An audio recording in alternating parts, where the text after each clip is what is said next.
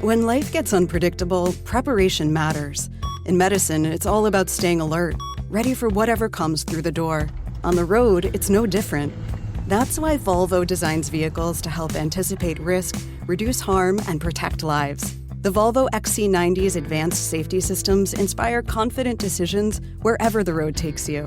The Volvo XC90, for life. Proud sponsor of the Pit Podcast. Learn more at volvocars.ca/safety. Là, on est en train de voir. Elle est juste là. Ah non, non. On est en train de voir. Ah là, non, là, on est en train d'assister à quelque chose, là. Elle est en train de disparaître. Oh, mon Dieu! Mon Dieu, what's that in the sky? Quebecers were left in awe last Friday night as many witnessed what appeared to be an illuminated line soaring through the night sky, with many taking to Twitter to share their photos and questions about what the light could be. Andrew Fazekas, astronomy columnist with National Geographic, known online as the Night Sky Guy, joins us now. Good morning, Andrew. Good morning. So, what was this phenomenon? What happened? What folks were seeing wasn't an alien nature, no UFO. I guess it's a UFO because it was unidentified by most people. But was it the beginning of an X-Files episode, Andrew? Yeah, but the mystery, I think, is pretty much solved. These are the infamous SpaceX internet satellites. They're called Starlink. They're becoming ever more popular because of actually spotting them in the sky around the world because there's nearly 3,000 of them now in orbit. Elon Musk, of course, the famous billionaire entrepreneur, the owner of SpaceX, his vision is to create a kind of a global network of satellites, small satellites, a chain of them around the world that would provide internet to rural areas or places where you don't get very good signal from traditional internet sources. So you could be on the top of the Himalayan mountains if you want, or in the Amazonian rainforest, and you'd get internet through the Starlink satellite system. And when they launched them, which happened last week Friday, because all of this buzz on social media in Montreal was happening a few hours after this launch on Friday from Cape Canaveral in Florida. They launched 53 of these little satellites aboard this Falcon 9 rocket. And then what's happened is that people were seeing what looked like a line in the sky. If you look at the social media posts, they look like a bar of light. Okay. And what that was is the chain. There was a chain of all these satellites huddled close together.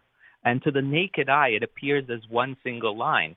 Now, over the course of the next few days, this week and next week, if people spot it again, they'll notice them, the same satellites, but they'll be separated in the sky. They'll look like little dots in the sky. But back then, a few hours after launch, they really looked strange because it was this line that appeared in the sky. And it was, I think it was just, people's jaws dropped when they saw that, because it's still kind of, a lot of people still are not familiar with this phenomenon.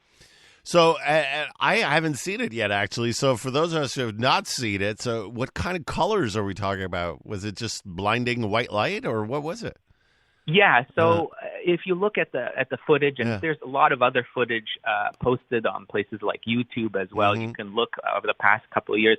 They tend to shimmer very, very brightly. They they slowly get brighter as they travel across the sky. It takes only about 2 to 4 minutes for these satellites to move across the overhead sky from anyone's position. And they look like they get a little bit brighter as they get into the highest position in the sky. They become super bright, and then they fade away. And this phenomenon is really because while it may be dark at nighttime, evening, where you are on the ground here on Earth, in about 200 kilometers above our heads, the sun is still shining, and they shine on the solar panels, which are very reflective on the satellite. And that's what you're seeing, is that very highly reflective surface of the satellite beaming back to your eyes, and it appears to shine very brightly. And then after a few minutes, as it travels overhead, it enters Earth's shadow and kind of winks out and it disappears.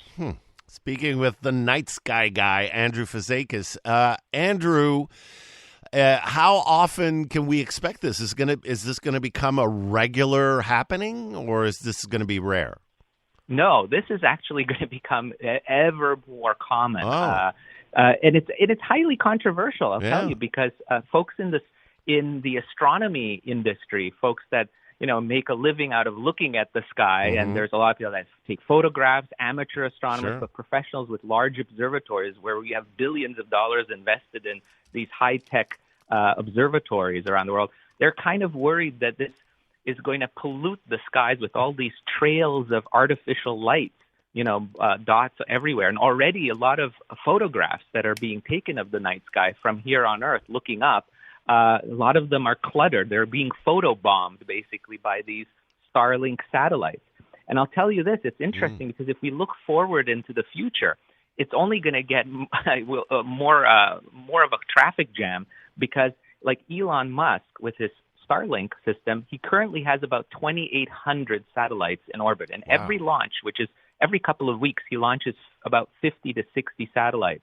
When it's completed in 4 years, they're expecting to have as many as 30,000 of these satellites in orbit around Earth. And that's just one company. There's other companies doing the same thing to provide internet service. Plus governments, plus we've been sending stuff up, since the 60s? I mean, how big an issue is the whole space junk issue? I mean, remember the movie Gravity? Totally. Is there something going on here that we need to be worried about?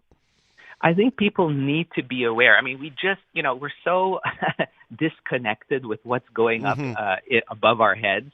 But this is going to become an ever bigger problem. We live in a very technologically savvy society. We rely every day on things like our cell phone, GPS service.